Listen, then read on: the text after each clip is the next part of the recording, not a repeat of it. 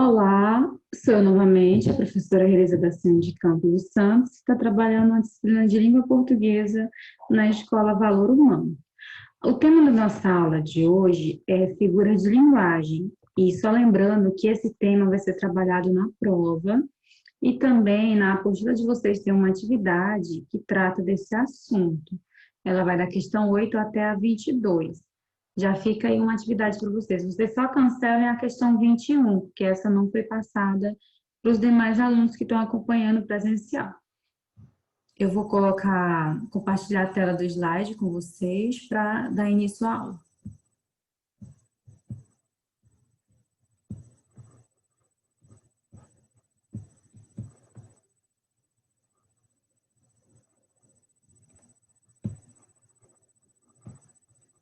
Então, a nossa disciplina, né, Linguagens, Códigos e Suas Tecnologias, na área da língua portuguesa.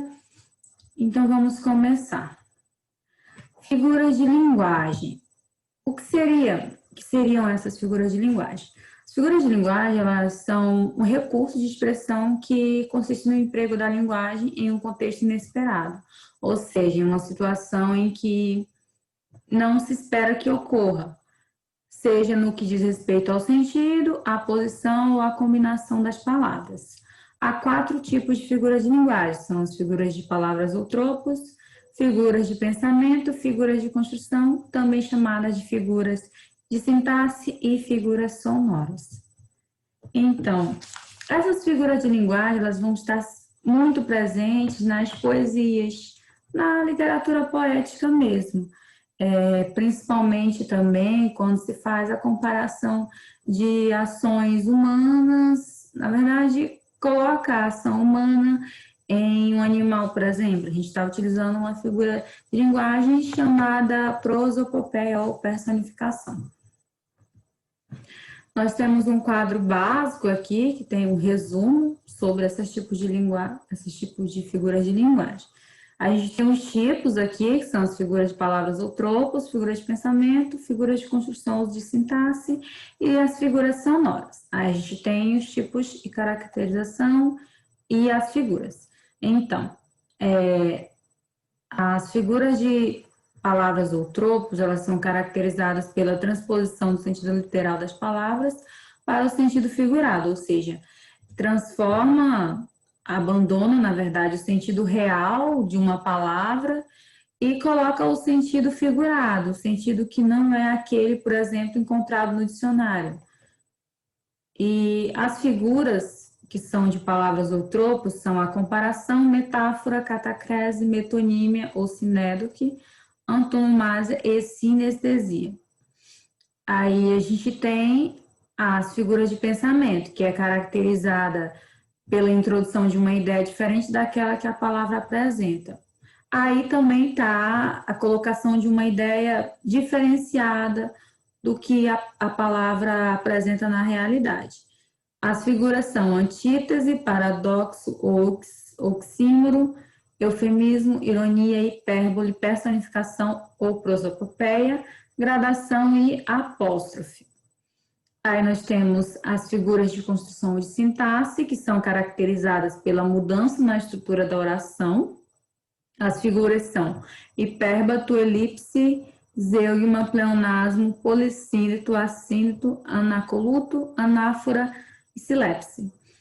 E temos também as figuras sonoras, que são caracterizadas pela geração de efeitos sonoros. Aí já fica bem claro.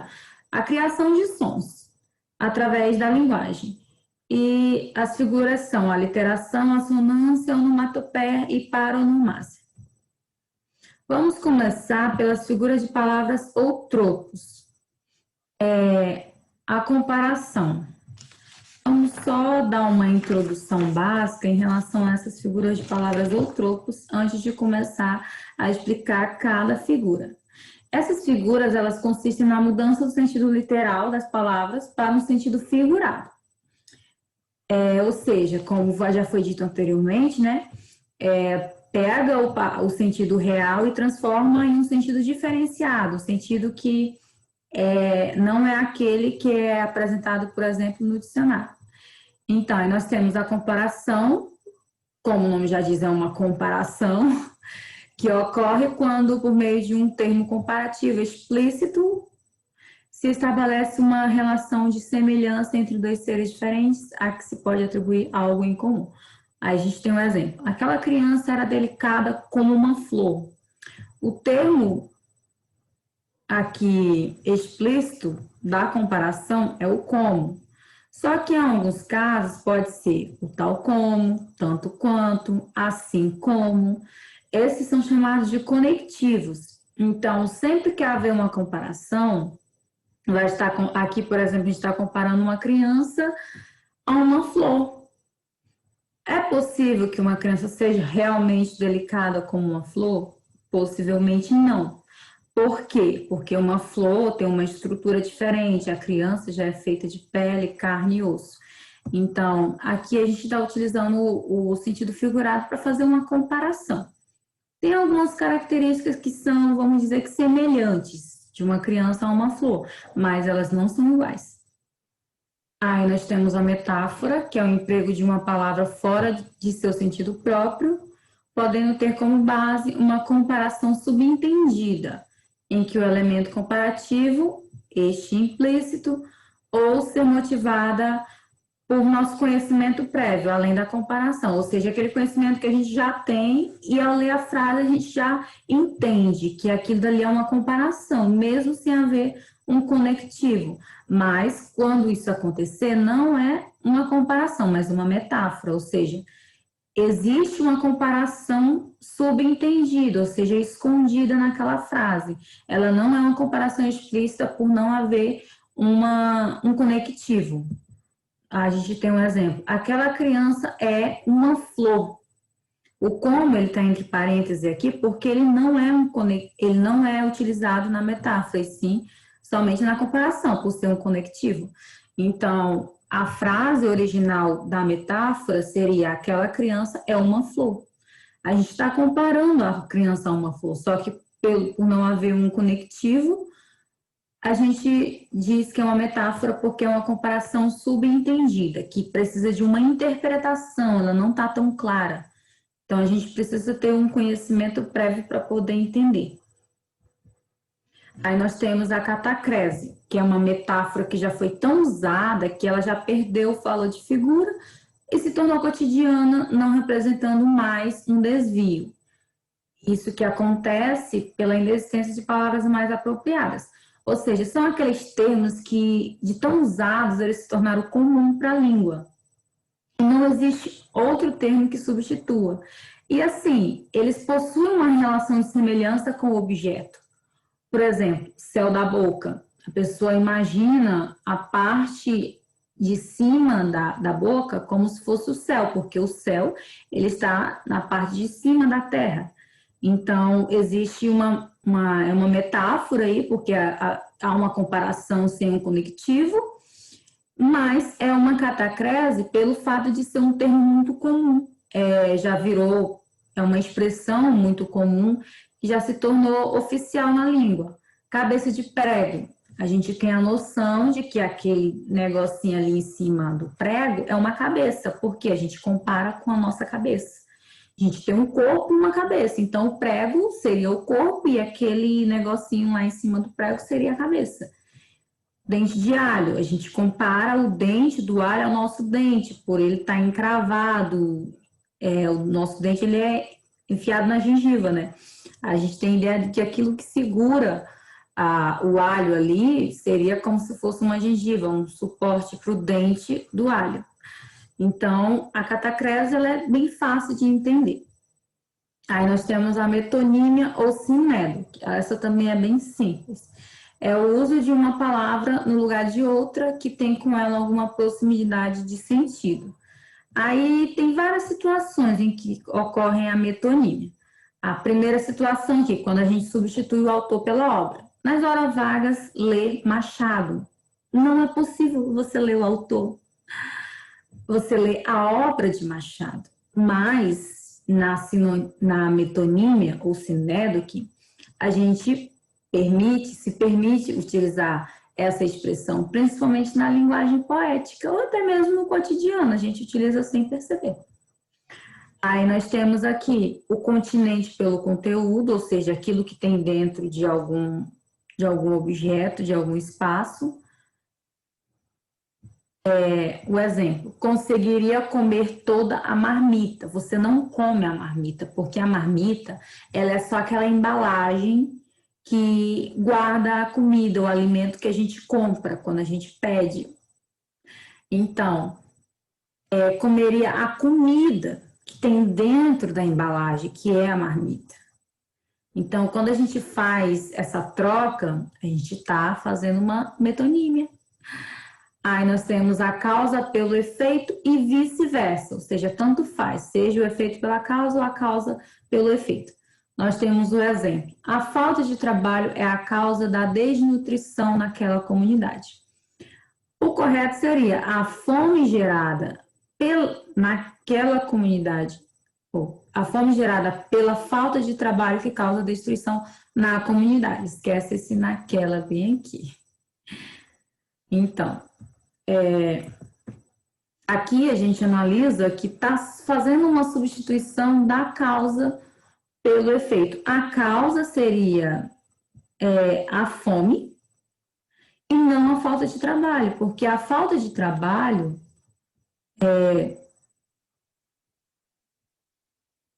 só um momentinho. A causa da desnutrição é a fome e não a falta de trabalho. A falta de trabalho é praticamente o que motivou a fome, ou às vezes sem recurso financeiro para comprar comida, acabou que as pessoas de uma certa família, por exemplo, principalmente nesse período da pandemia, tem muita gente numa situação bem crítica relacionada à questão financeira. Então, pode ser que a ausência de uma função que poderia trazer um recurso financeiro provocasse sim a fome, mas essa ausência de trabalho não provoca a desnutrição, mas sim a fome provocada pela falta de trabalho, que vai provocar a desnutrição. E aí está essa inversão aí, é uma metonímia. O lugar pelo produto feito no lugar. O porto é o mais vendido naquela loja. O porto é o lugar onde foi fabricado o vinho, onde é fabricado. Então, a pessoa está substituindo, por ser às vezes um vinho tão conhecido, então se a pessoa falar porto, todo mundo vai entender que é um porto, é um vinho que foi fabricado na região denominada Porto. E assim vai. A parte pelo todo. Deparei-me com 2 lindos pezinhos chegando. Não eram somente os pés, mas também a pessoa como um todo. Ou seja, às vezes as pessoas têm a mania de falar assim, tipo, em relação a uma pessoa, eu não gosto de usar exemplos chulos, mas assim, tem muita gente que fala, aquele cabelo loiro tá vindo. É só um exemplo básico, mas não é somente o cabelo que vem. Às vezes é uma pessoa que se destaca pelo cabelo muito claro, dependendo da tonalidade de loiro que ela usou, ela acabou se destacando por causa disso. E assim vai. Aí tem uma expressão que a mamãe utiliza muito, gosto muito de usar esse exemplo, que é algo muito comum, acho que muita gente que em Itaituba usa. Quando a pessoa está grávida, uma mulher está grávida, aí a pessoa fala, daqui a alguns meses vai nascer uns pezinhos vermelhos. Então, não são os pezinhos vermelhos apenas que nascem, mas o bebê como um todo. Aí já está trocando a parte pelo todo, está cometendo uma metonímia. Tem a matéria pelo objeto, a porcelana chinesa é belíssima. A porcelana é a matéria dos objetos. Aqui pode ser um prato, pode ser uma xícara de porcelana chinesa, feita com porcelana chinesa. Pode ser uma peça inteira, porque também existem, né? Feitas de porcelana chinesa. Então, tá fazendo uma substituição aí. A marca pelo produto. Gostaria de um pacote de Bombril, por favor. Bombril, gente, é a marca. Assim como a Solan, assim como outras marcas. O produto é a lã de aço. Você compra a lã, você não compra o bombril. A não ser que você vai querer a lã de aço da marca Bombril. Aí você compra o Bombril. Mas aí, quando a gente fala assim, a gente está fazendo uma metonímia. Porque a gente está trocando a marca pelo produto. O concreto pelo abstrato e vice-versa. Carlos é uma pessoa de bom coração. O coração é o concreto, que é um órgão humano. É um órgão que está no corpo de Carlos. E está no lugar de sentimentos, que já é uma coisa abstrata.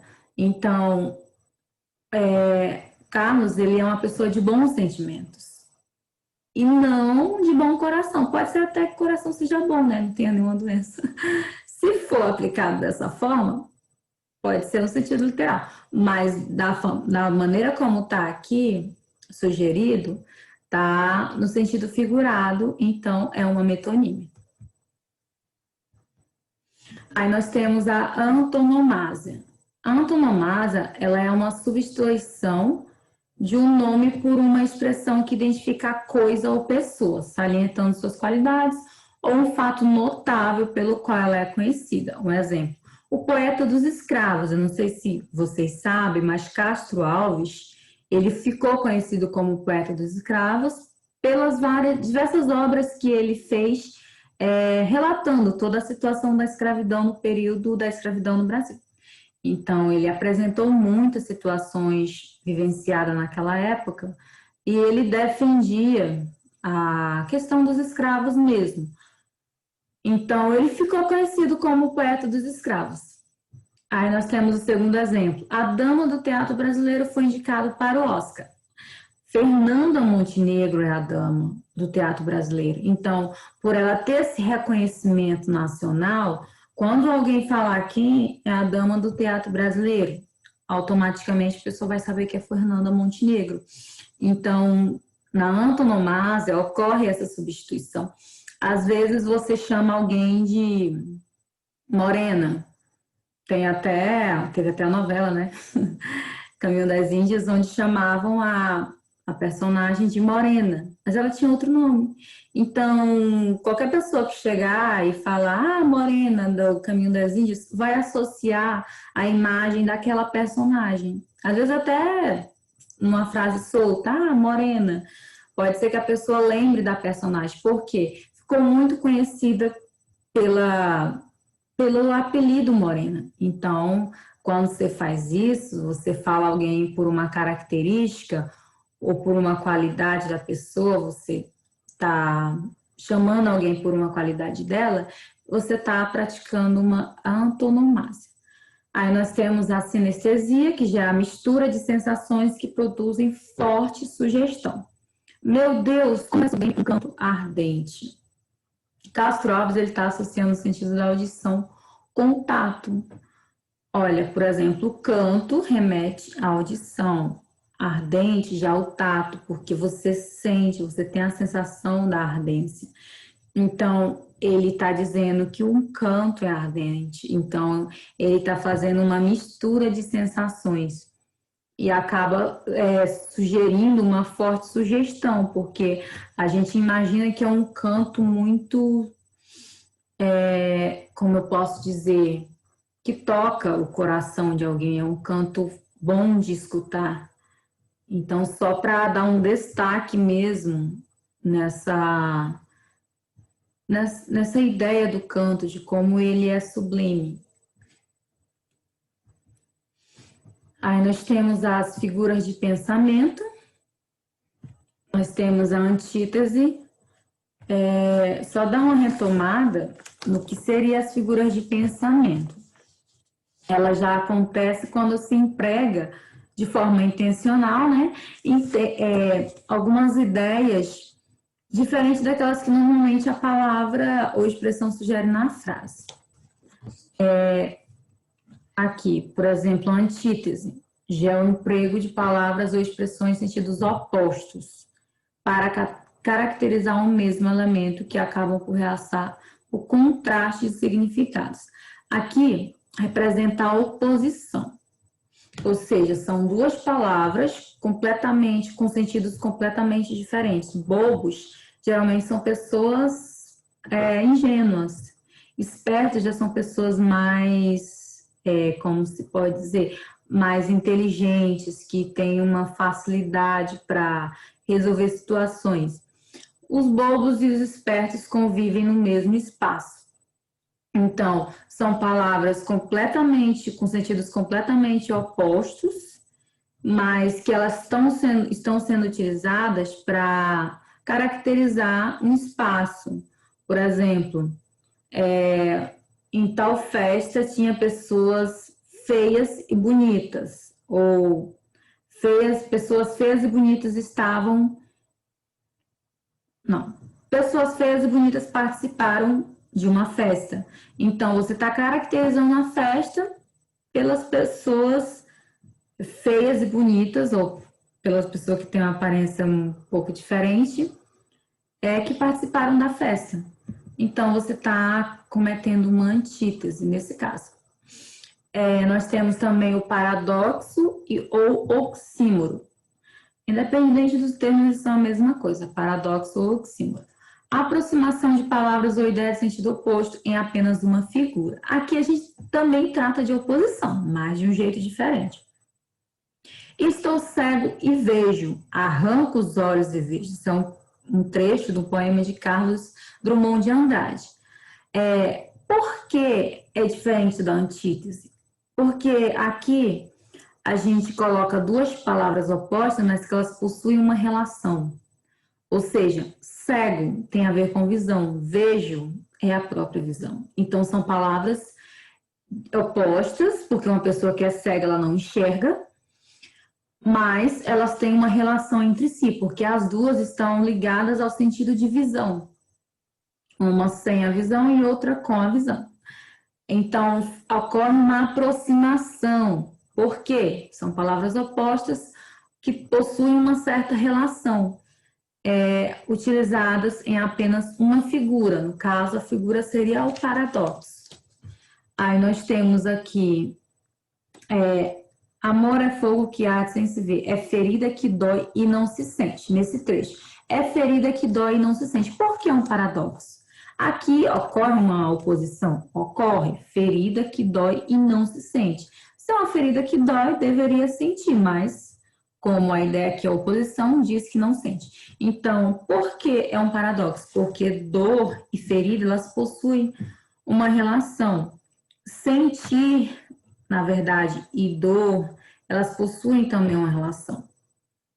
Então, ferida que dói, mas não se sente. Então, existe uma oposição? Existe, mas existe uma relação, uma coisa com a outra, porque a dor você sente, entenderam? Então, no paradoxo vai haver essa oposição, mas é uma oposição de palavras que possuem uma relação umas com as outras, empregadas em uma mesma figura. A antítese já são palavras totalmente opostas, que já são utilizadas para caracterizar alguma coisa, o mesmo elemento. No paradoxo, não está fazendo uma caracterização. Estou cego e vejo, não está caracterizando nada. Só está havendo mesmo uma oposição com elementos que possuem uma aproximação, uma relação entre si. Nós temos o eufemismo, que consiste em suavizar a linguagem, evitando o emprego de palavras ou expressões consideradas desagradáveis, porque enuncia o discurso. Era uma estrela divina, é divina, tá? Que ao firmamento voou. Esse é um trecho de Álvares Azevedo. O que aconteceu com essa estrela divina? A estrela divina era uma pessoa, ou seja, uma pessoa muito boa, que ao firmamento voou. O que aconteceu? Que ao firmamento voou, ela faleceu. Então, era uma pessoa muito boa que acabou falecendo. Então, o eufemismo, ele tem essa função, ele vai suavizar. Quando você chega, por exemplo, num familiar para relatar a morte de alguém, você vai dizer, infelizmente, tal pessoa acabou falecendo, então não resistiu e veio a falecer. Você está suavizando a dor do outro. Então, você está praticando eufemismo. A ironia já é uma maneira intencional de dizer o contrário da ideia que se pretendia exprimir. Todo mundo é irônico. O irônico é sarcástico e depreciativo mesmo. Olha o exemplo. Que belo presente de aniversário. Minha casa foi assaltada. A pessoa está sendo irônica, porque um assalto nunca é um presente. Mas aconteceu no aniversário dela, então, para ser um pouco sarcástico com a situação desastrosa, ela expressou que belo presente de aniversário. Então, a ironia é uma coisa que a gente usa todos os dias. Às vezes você não está tão bem, mas a pessoa vai e pergunta: e aí, tudo bem? Principalmente se foi essa pessoa que te feriu. Aí tu fala: aham, tudo bem, tudo ótimo, não tá nada bem. Você está sendo irônico com a pessoa porque ela te machucou, então você acha que ela merece a tua ironia. Ela não merece o teu carinho, mas você sendo sarcástico mesmo, bem depreciativo. Nós temos a hipérbole, que é caracterizada pelo exagero proposital com objetivo expressivo, ou seja, é o exagero mesmo, você exagera e muito na hipérbole. Estou morrendo de cansada. Ninguém morre de cansado. A não ser que trabalhe muito, principalmente sem se alimentar. Na verdade, vai acabar, esse falecimento vai acabar decorrendo de outras situações. Algum problema de saúde e acaba morrendo. Mas nunca é necessariamente do cansaço. Mas, então, nessa situação a pessoa está cometendo um exagero. Ou então, às vezes, a pessoa fala: eu sou capaz de atravessar mares para te encontrar. Ninguém faz isso. A não ser que ela seja muito rica e pague uma passagem de navio. E tenha muita vontade de te encontrar. Mas, geralmente, é mais para agradar mesmo e conquistar a pessoa e te fazer achar que ela é capaz de qualquer coisa, quando na verdade não faz nada. Mas é caso e caso. Então, a hipérbole é o exagero. A personificação ou prosopopeia ocorre quando se atribuem ações, sentimentos, qualidades e linguagem próprios do ser humano a seres inanimados ou irracionais. Eu comentei sobre isso bem no início. A vida ensinou-me a ser humilde. Gente, a vida não ensina nada. As situações que você vai vivenciando com outras pessoas, as suas experiências durante a sua vida, que te faz ser humilde, te faz ser uma pessoa até mesmo mais educada, mas a vida não ensina ninguém. Então, a gente está personificando, a gente está pegando. O ato de ensinar também é um ato humano, né? Vamos combinar. É característico do ato humano. Então, a gente está pegando uma característica de um ser humano e colocando em um ser irracional. Na verdade, um ser inanimado, que é a vida. Nós temos a gradação, que consiste na organização de uma sequência de palavras ou expressões que exprimem a redução ou intensificação progressiva, crescente ou decrescente de uma ideia. Aí já dá para ter uma base. Quando se fala em intensificação progressiva, já remete à gradação, que remete à ordem crescente e decrescente, ou seja, de crescer, aumentar ou diminuir. Então, exemplo: estava pobre, quebrado, miserável. A pessoa pobre é uma coisa, quebrado é outra. Se ela está miserável, ela está extremamente pobre.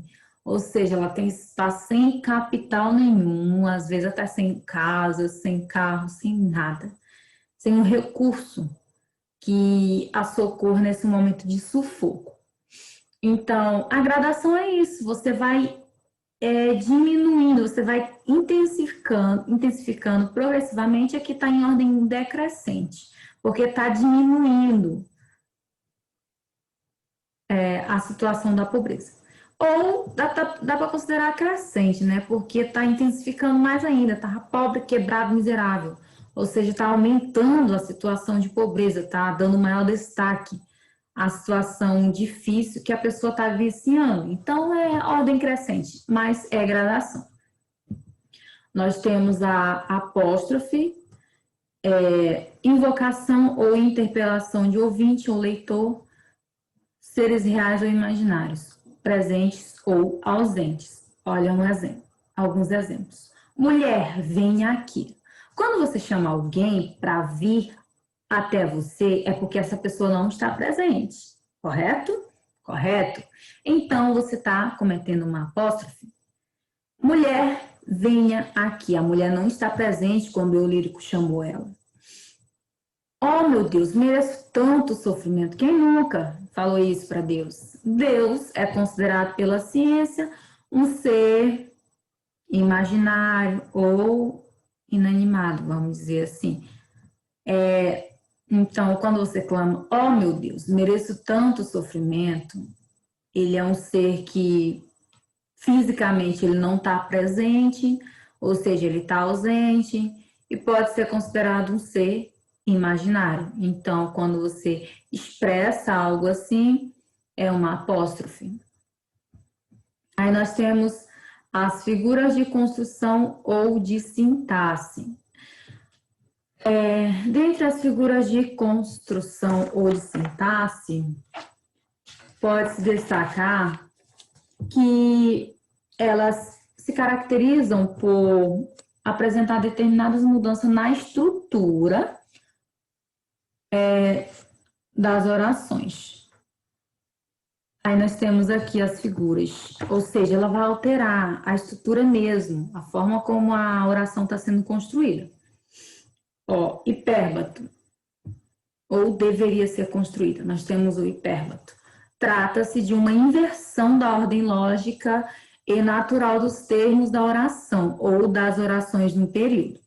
Pode ocorrer de forma simples ou mais expressiva, como também a intercalação de palavras ou de frases no meio das expressões. Por exemplo, conquistada e dividida foi a selva.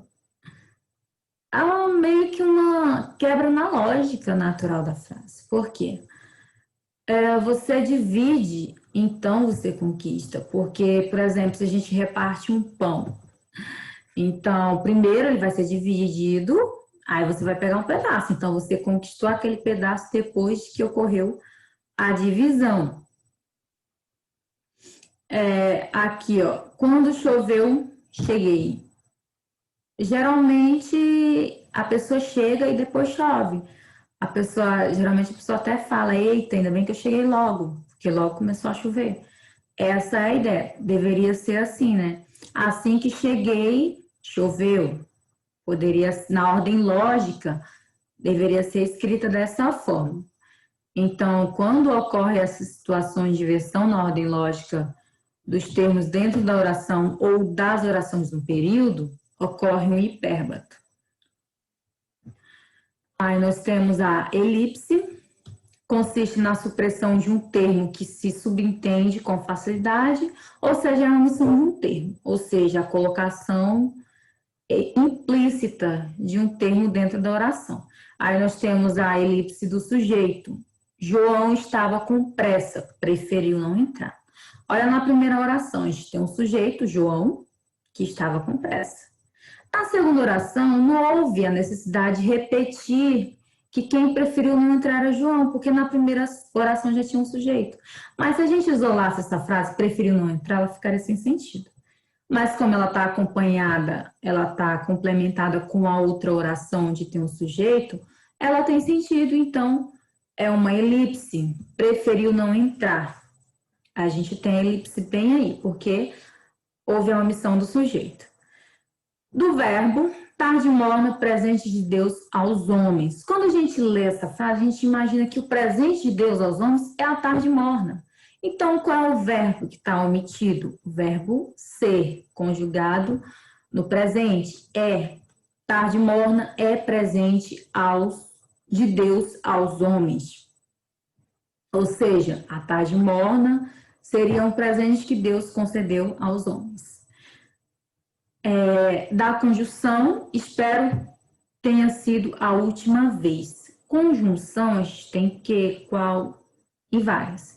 Aqui, eu até sugeriria uma vírgula depois do espero, mas como é uma elipse, não tem tanta necessidade. Espero tenha sido a última vez. Automaticamente, o seu cérebro produz uma conjunção. Qual seria? Que. Espero que tenha sido a última vez. Então, a elipse da conjunção é a supressão, ou seja, a omissão de uma conjunção dentro da oração, que não faz tanta diferença porque não faz a oração perder sentido. A zeugma é uma variante da elipse, ocorre quando há omissão de uma ou mais palavras já expressas anteriormente na frase. Ou seja, a zeugma também é uma omissão. Só que são várias palavras, que geralmente são uma ou várias, que são omitidas. A elipse é muito específica, a elipse já é do sujeito, do verbo, da conjunção, a zeugma não. Pode ser vários termos. Exemplo, as mãos eram pequenas e os dedos delicados. A gente pode colocar aqui, ó, que a gente suprimiu. A gente suprimiu das mãos e o verbo era. Das mãos eram. Por quê? A gente poderia colocar as mãos eram pequenas e os dedos das mãos eram delicados, para especificar que os dedos eram das mãos. Mas, a gente lendo essa frase, a gente nem precisa desses termos, porque automaticamente a gente imagina que os dedos delicados eram das mãos. Porque a gente tem essa ideia, né, que a mão tem dedos, então você está falando da mão, o dedo é da mão, não vai ser do pé. Dificilmente vai ser do pé, a pessoa já está falando da mão e o dedo vai ser do pé. Dificilmente. Então, a zeugma é isso. Aqui foram omitidas, das mãos eram, ou seja, o sujeito e o verbo. Nós temos pleonasmo, consiste na repetição da mesma ideia com objetivo de realce. A redundância pode ser positiva ou negativa. Vamos ver os exemplos. Posso afirmar que escutei com meus próprios ouvidos aquela declaração fatal. Por que a pessoa está destacando que ela escutou com os próprios ouvidos? Se ela escutou, então já foram com os ouvidos, não era tão necessário colocar que foi com os próprios ouvidos. Mas ela quer destacar que ela estava presente naquela situação. Não foi uma outra pessoa que contou para ela. Então, esse é um pleonasmo padrão, não é incorreto, dependendo da situação também, né? Não vai andar falando para em qualquer situação, eu escutei com meus próprios ouvidos. A pessoa vai falar, poxa, tu ia escutar por ouvir dos outros? Mas, dependendo da situação, você pode colocar assim para realçar que você estava presente naquela situação. Tem gente que fala, eu vi com os meus próprios olhos, ou seja, a pessoa estava presente, ela presenciou aquela situação, então não foi alguém que chegou e falou para ela. Eu vivo de viver lutando. Ou seja, a pessoa vive mesmo, que ela passa aquela situação, ela presencia, ela vivencia aquela situação de uma forma bem, como que se pode dizer? Pode ser uma situação difícil, porque está utilizando o termo lutando, né? Então, ela está destacando que ela passa por essa situação mesmo com garra, com força. E também ocorre pleonasmo de forma inconsciente, que é denominado pleonasmo vicioso, que empobrece o texto, sendo considerado um vício de linguagem. Tem muita gente que acha bonito utilizar muita repetição, muita redundância dentro do texto, mas, gente, isso não é bonito, principalmente no texto científico. Quem pretender fazer uma faculdade aí já preste atenção nisso durante a escrita, porque isso é completamente empobrecimento da tua produção textual. Vai olhando lista de sinônimos para estar substituindo algumas palavras também, isso é muito bom para evitar esse tipo de situação, ou apenas evite mesmo. Se você puder evitar ao máximo, melhor ainda. Aí a gente tem um exemplo aqui de pleonasmo vicioso, vício de linguagem. E a reler a prova de novo. Gente, se a pessoa vai reler, então ela já vai ler novamente. Não precisa colocar que ela vai reler de novo. Então, é um pleonasmo vicioso. A gente tem outros pleonasmos aqui. Subir para cima, entrar para dentro. Gente, se a pessoa vai entrar, ela vai entrar dentro de alguma coisa. Ou monocultura exclusiva. Se é uma monocultura, é uma cultura específica, ela é exclusiva. Então, não precisa colocar, acrescentar aquela exclusiva. Ela já é uma só cultura. Hemorragia de sangue. Não existe hemorragia de outra coisa a não ser de sangue.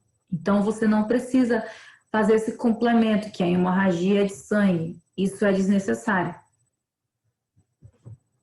Nós temos o polissíndeto, consiste na repetição de conjunções, que seriam símbolos. Estudou e casou, e trabalhou. Aqui ele está fazendo uma repetição do termo e, né? Da conjunção e. Então, polissíndeto vai ser mesmo basicamente essa repetição de conjunções. Assíndeto, já existe uma ausência de conectivo entre os termos ou orações. Nasci, cresci, morri. Com o conectivo seria nasci, cresci e morri. Na escrita, vamos dizer que gramaticalmente correta seria nasci, cresci e morri. E não nasci, cresci e morri. A não ser que fosse colocar um etc depois do morri. Então, quando você comete isso, não coloca conectivo entre os termos ou orações, dependendo da situação, pode ser orações, você comete um assíndeto. O anacoluto trata-se da interrupção na sequência lógica da oração, deixando um termo solto, sem função sintática. Mulheres, vírgula, como viver sem elas? Ele isolou o termo mulheres, então ele meio que não possui uma função sintática, não vai dizer exatamente que é um sujeito, porque está separado do restante da frase. Como viver sem elas? Aí nós temos essas criadas de hoje, não se pode confiar nelas.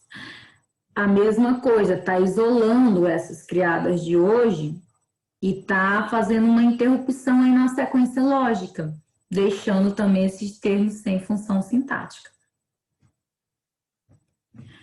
A anáfora, que já é uma repetição de uma ou mais palavras para dar ênfase a uma ideia. Exemplo 1. Ela trabalha, ela estuda, ela é mãe, ela é pai, ela é tudo. Aqui está dando destaque para ela, para uma mulher que faz tudo isso, que é considerada atualmente uma guerreira. Então, é uma anáfora. Você, manhã, um sonho meu. Você, que cedo entardeceu. Você, de quem a vida eu sou. Tá dando destaque para você. E por isso que tem essa repetição. É uma repetição mesmo para dar ênfase a uma ideia. Essa é uma anáfora. Nós temos a silepse, consiste na concordância feita com o termo que está subentendido e não com o termo que aparece claro na oração. Aí nós temos alguns tipos, são 3.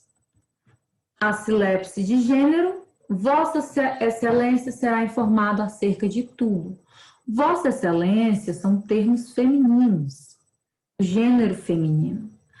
Mas, como, por exemplo, talvez nessa oração a pessoa está se referindo a um juiz do sexo masculino, então, por isso que ele colocou informado. Tá conjugando aí, tá jogando a palavrinha lá para o gênero masculino, para concordar com o gênero de quem seria o sujeito dessa oração, e não com o termo Vossa Excelência. De número, corria gente de todos os lados e gritavam. Ou seja, gente, quando a gente coloca gente dentro de uma oração, geralmente a gente coloca no singular, porque gente ele já engloba todos e o termo é colocado no singular. Então, o verbo seria também no singular. Ele é como se fosse uma espécie de coletivo, não é bem um coletivo, mas como se fosse uma espécie de coletivo. Corria gente de todos os lados e gritavam. Por que que a pessoa colocou gritavam? Talvez para dar ênfase de que eram muitas pessoas que estavam gritando naquele local. Então, é uma silepse de número. De pessoa, ele e eu temos a mesma opinião. Todos os sertanejos somos assim.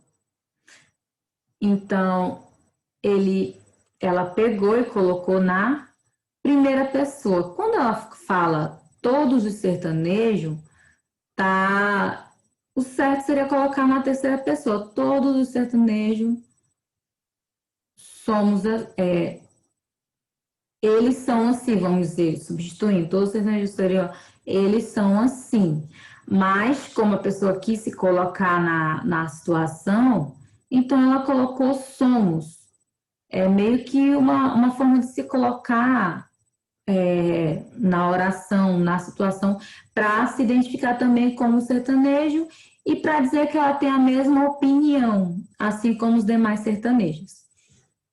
Aí nós temos as figuras sonoras, que essas figuras, elas já vão ser relacionadas com os sons.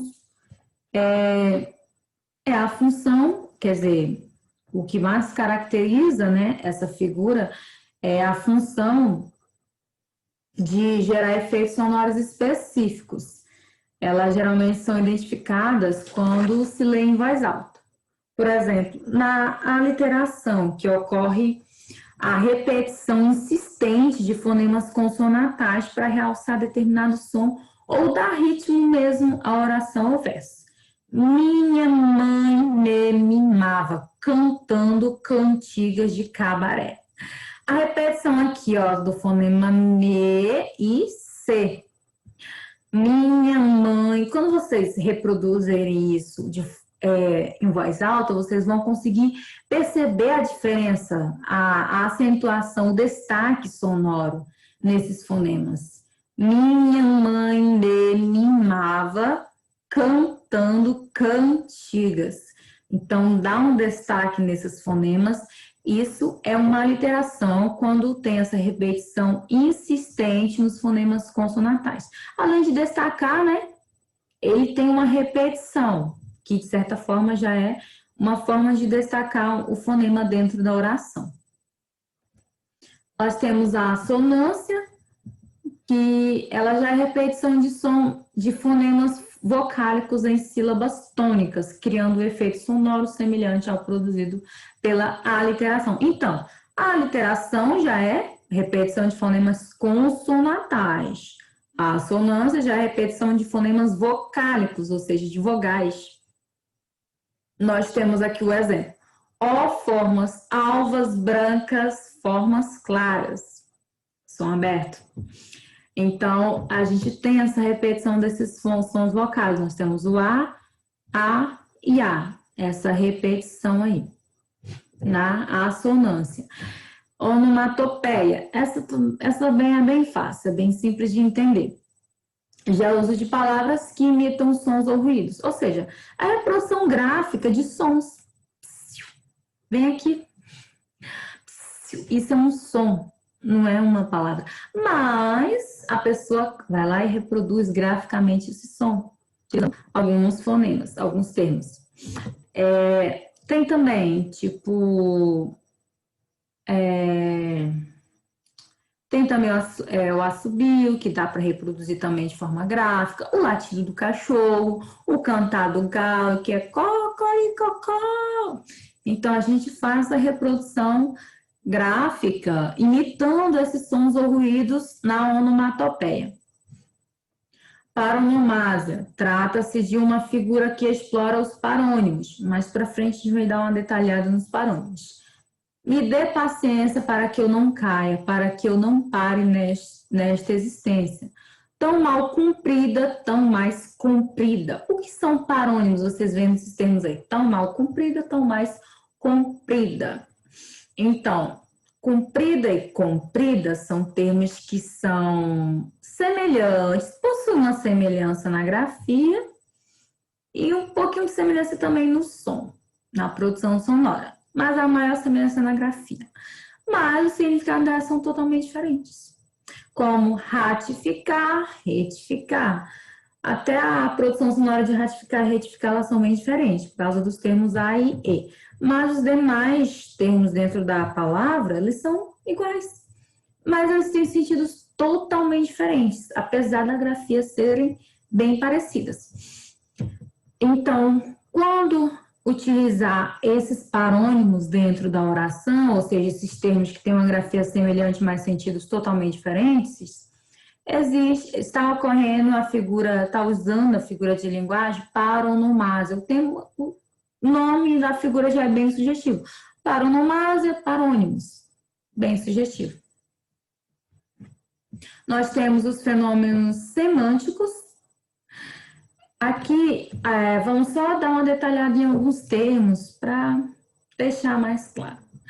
Semântica, nós já terminamos, só lembrando que nós terminamos o tema figura de linguagem, nós já estamos entrando na temática fenômenos semânticos, que ela já vai estar no tema, na segunda parte da apostila, na página 11. Se vocês quiserem acompanhar depois diretamente na apostila, é bom porque tem mais exemplos na apostila. E ela também está bem mais detalhada, porque o slide ele tem que ser bem resumido, né? Então, é bom acompanhar diretamente na apostila. Nós temos aqui só a significação de alguns termos.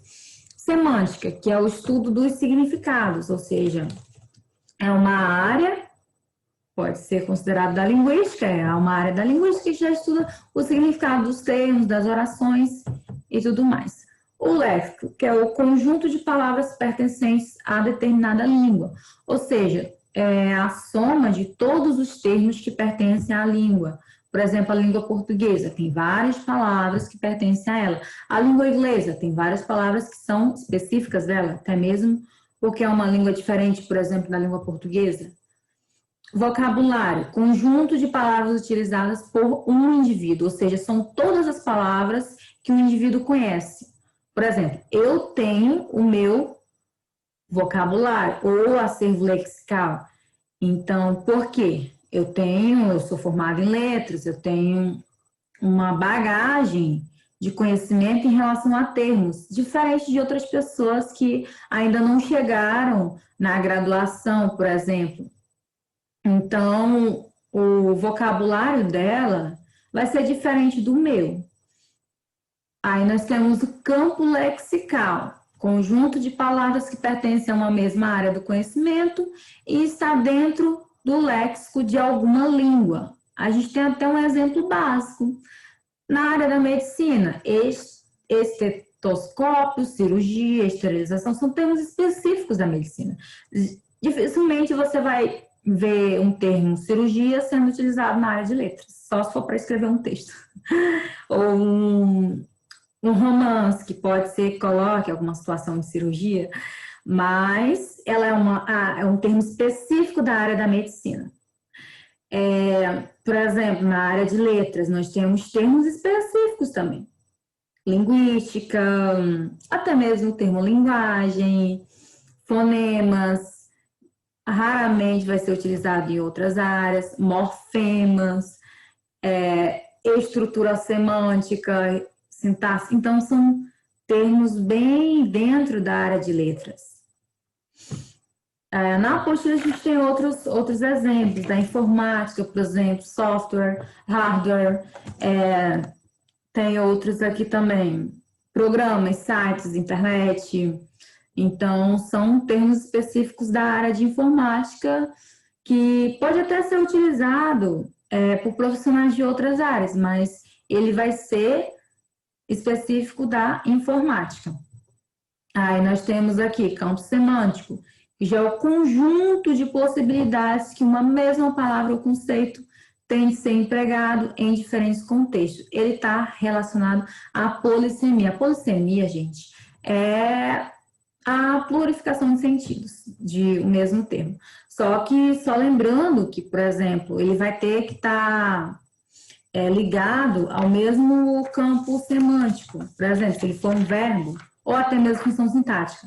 Se ele for um verbo, o significado dele vai ser um verbo. Por exemplo, contar, narrar, dizer, todos os significados dele vai ser verbo, principalmente no infinitivo. Aí, dando mais entrada aqui aos fenômenos semânticos. A sinonímia. As sinonímias são as palavras que possuem significados diferentes e significados aproximados, equivalentes esses termos, eles recebem o nome de sinônimos, ou seja, são palavras que podem ser substituídas por alguns termos que têm semelhança de sentidos. Um exemplo, andar, caminhar.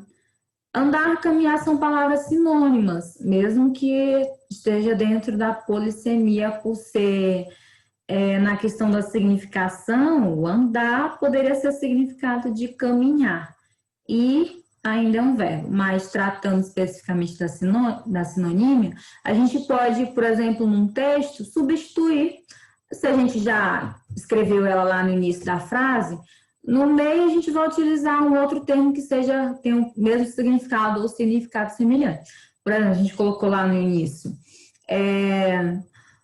Joãozinho caminhou até a casa de seus pais. Maria andou até a casa de seus tios. Então, os dois fizeram a mesma coisa. Mas a gente utilizou termos diferentes para não estar repetindo. Aí tem um exemplo aqui. Esse exemplo vocês podem encontrar na página 12. Que trata da sinonímia. O professor perguntou à criança se ela queria ler. A menina disse que não. Então, o educador sorriu e dirigiu a mesma pergunta a outro aluno. Olha a frase sem o emprego de sinônimos. O professor perguntou à criança se ela queria ler. A criança disse que não ao professor. Então, o professor sorriu e perguntou à outra criança se ela queria ler. Olha só, gente, como a utilização de sinônimos, ela retira essa repetição desnecessária de termos. E enriquece o teu texto, porque lembra-se também que a repetição de termos, ela empobrece o texto. Dá para ter uma ideia que o seu vocabulário ele é bem resumido, bem pouco, vamos dizer assim, bem pobre. Então, o professor foi substituído por educador. Criança foi substituída por menina e por aluno. Então, a gente pode estar fazendo essa substituição.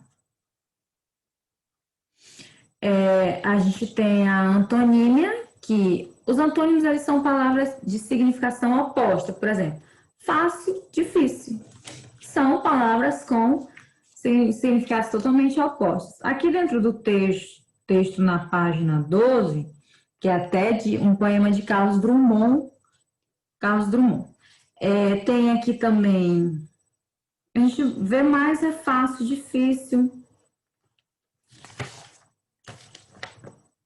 Tem também chorar, sorrir. Aqui tá certa, mas a gente pode colocar como certa. Certo, errado. São palavras antônimas, porque elas possuem significações totalmente opostas, significações diferentes. Apresenta aí a oposição mesmo na significação, tá, gente? Não basta ser só diferente, tem que ter a oposição aí. Se uma coisa é fácil, então ela não é difícil. Se uma coisa é difícil, ela não é fácil. Então, são coisas totalmente opostas. Hiperonímia e hiponímia. O hiperônimo ou hiperonímia ocorre quando tem uma palavra de sentido geral. O hipônimo já é uma palavra de sentido específico. Por exemplo, veículo é um termo de sentido geral, porque ele é utilizado para denominar vários tipos de veículos. Pode ser tanto moto, carro, carroça, trem, independente se é motocicleta ou automóvel. Você sabe que são coisas diferentes, né? Pode ser também uma motoneta, que também é um veículo. Então, é um termo amplo, que engloba vários outros tipos de transportes. Um ônibus é um veículo, um caminhão é um veículo. Então, todos esses exemplos de veículos que eu dei já são os hipônimos, ou seja, carro, carroça, trem, caminhão, charrete, pode ser também, que também é um veículo. Todos esses termos eles se referem a veículo, mas são termos específicos, porque se é um carro, o carro ele é diferente de uma moto, assim como a moto é diferente de uma carroça. O trem é diferente de um carro, de uma carroça, de uma moto. Então, são termos que vão lá enxugando o sentido de uma coisa. Quando você fala, eu comprei um veículo, a pessoa vai perguntar, que tipo de veículo? Ou seja, ela quer que você especifique o veículo que você comprou, o objeto que você comprou.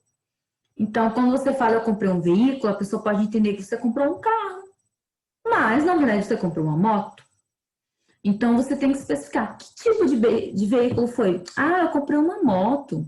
Aí, se você falar o modelo, você vai especificar mais ainda. Mas a ideia aqui é só em relação ao veículo e às suas especificações. Aqui na apostila, vocês vão encontrar mais exemplos. Ó, proteja o lobo-guará. É um animal que corre risco de extinção. Aqui a gente está substituindo o hipônimo, que é o lobo-guará, por um hiperônimo, que é o animal, porque o animal engloba vários outros bichos. E quando você fala que é um lobo-guará, você está especificando o animal que é, a raça que é. Então, eles podem também ser utilizados para substituir dentro de uma frase. Só que tem que ser, tem que praticamente participar do mesmo, meio que do mesmo campo lexical, basicamente. A polissemia, né, como eu disse anteriormente, é uma palavra polissêmica quando possui vários significados contidos numa mesma forma gráfica e fonológica. Contar, significado numerar, significado 1, numerar, significado 2, narrar. Então, elas têm a mesma forma fonológica e também elas participam da mesma função sintática de verbo. Parônimos, palavras cujo significante é parecido, mas o significado é diferente. E nós também tratamos disso anteriormente, lá falando de paronomásia, né? Que é uma figura de linguagem que trata dos parônimos. Lactante e lactente são termos semelhantes na escrita, as pessoas podem até confundir pela semelhança, né?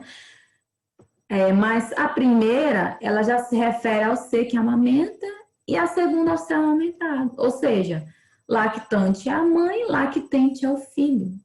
Quando vocês verem lá na plaquinha lá de prioridades no atendimento, quando fala prioridade a lactante, ou seja, a mãe que está amamentando, está no período de amamentação, ela tem prioridade no atendimento. Homônimos já são palavras cujo significante é praticamente idêntico, mas o significado é diferente. Ou seja, são termos com uma semelhança incrivelmente idênticas, mas a significação dela é totalmente diferente. Às vezes muda por um acento, coisa bem pouca. Existe essa subdivisão dos homônimos, eles podem ser subdivididos em homógrafos, que já são aqueles homônimos que possuem a mesma grafia, mas o timbre vocálico ou a acentuação tônica é diferente. Por exemplo, por e por. Pouca diferença. Só no contexto que a gente vai perceber a diferença bem acentuada, e se a pessoa pronunciar considerando a acentuação tônica. Por e por. Por é o verbo de colocar e por é a proposição de por enquanto. Pode ser utilizado em várias situações essa preposição. Nós temos colher e colher. A escrita é igual, colher e colher. A gente vai analisar como? No contexto em que estiver inserido e durante a fala, a pessoa vai pronunciar com acentuação tônica diferente. Colher tem um som mais fraco no E, colher tem um som mais acentuado no E. Colher é o verbo e colher já é o substantivo. Aí nós temos os homônimos homófonos, que já possuem a mesma pronúncia, mas eles são representados graficamente por letras diferentes. Olha, a pronúncia é a mesma, mas na hora de escrever, na representação gráfica, é diferente, ou seja, tem um termo, uma letra, um fonema, que vai ser, na verdade, a letra mesmo, é morfema mesmo, que vai ser diferente. Ó, paz, que é o plural de pá, aquele objeto que a gente utiliza para juntar alguma coisa, e paz, paz, paz. Em guerra, por exemplo, quando está em guerra, em uma briga com alguém, a pessoa pede paz, ou quando ela está numa situação atribulada, ela pede paz.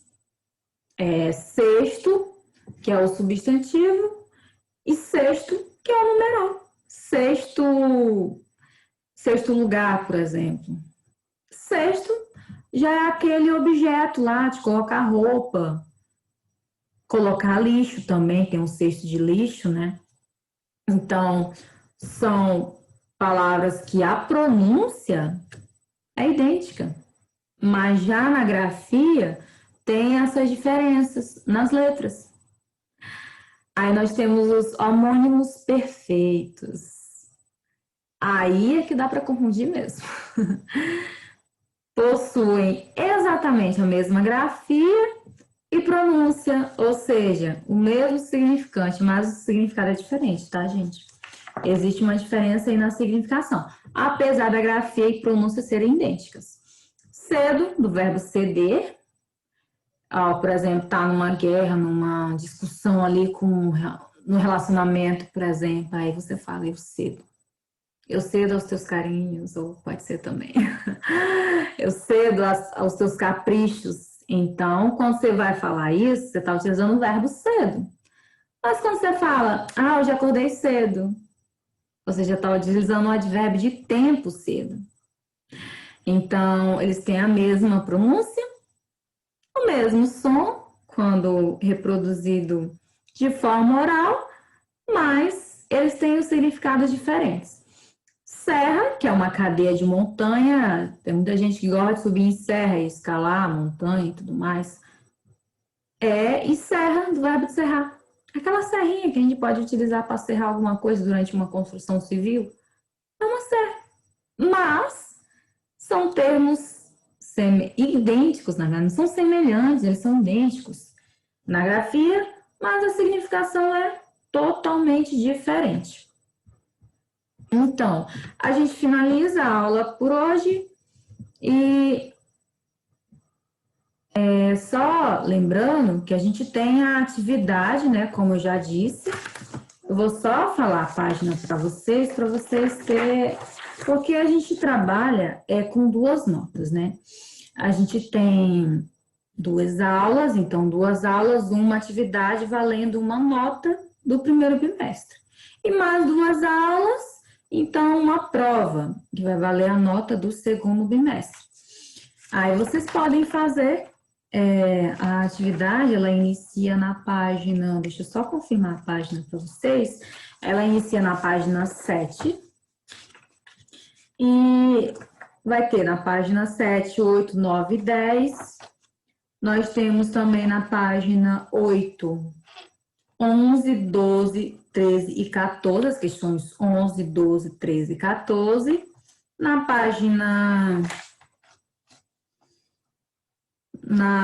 página 10, a gente tem as questões 15 e 16. Essa 16, ela vai até a página 11, tá bom? Nós temos aqui também, na página 13, a 17 e a 18. Na página 14, a questão 19 e 20. Na 15, eu vou pedir para vocês que façam somente a questão 22. Nós vamos trabalhar a questão 21, tá bom? Então, se vocês não têm a apostila, eu vou pedir para que vocês comprem lá na Escola Valor Humano mesmo, lá, né, anexo ao polo da FAE, vocês conhece o endereço, né? Então, vocês vão lá, adquiram a apostila e façam a atividade. Assim que possível, o Felipe vai me enviar. Vocês podem fazer no Word mesmo, digitado, copiar e responder digitado. Vocês podem também, se vocês preferirem, imprimir a atividade, digitar, imprimir a atividade, tirar foto e mandar. Eu não vou pedir para vocês fazerem na apostila, porque fica complicado para eu corrigir depois, né? Porque como é que eu vou ter acesso à atividade de vocês? Então, fica mais fácil mesmo vocês digitarem e responderem a atividade e enviar para o Felipe ou até mesmo para o Vitor, que eles vão estar me encaminhando a atividade e assim que eu corrigir, eu vou lançar a nota de vocês. A prova, gente, o assunto também vai ser figuras de linguagens. Aí eu vou elaborar a prova de vocês, vou mandar para o Felipe e o Felipe manda para vocês responderem. Assim que estiver pronta também, o Felipe vai estar me retornando essa prova, que vai ser praticamente uma atividade também, né? Que vai valer a segunda nota de vocês. Aí, fechando essas duas etapas, a gente vai estar tudo ok. Lembre-se, o assunto é figuras de linguagem, tá bom? Para a prova de vocês. Aqui na atividade vai ter algumas questões sobre os fenômenos semânticos, tá bom? Aí vocês analisam com calma para verificar a resposta, tá bom? Aí qualquer dúvida, vocês podem estar entrando em contato com o Felipe. Eu vou estar auxiliando vocês no que for necessário. Então, eu já agradeço a atenção de vocês estarem acompanhando essa videoaula e boa atividade para vocês, tá bom? Até a próxima!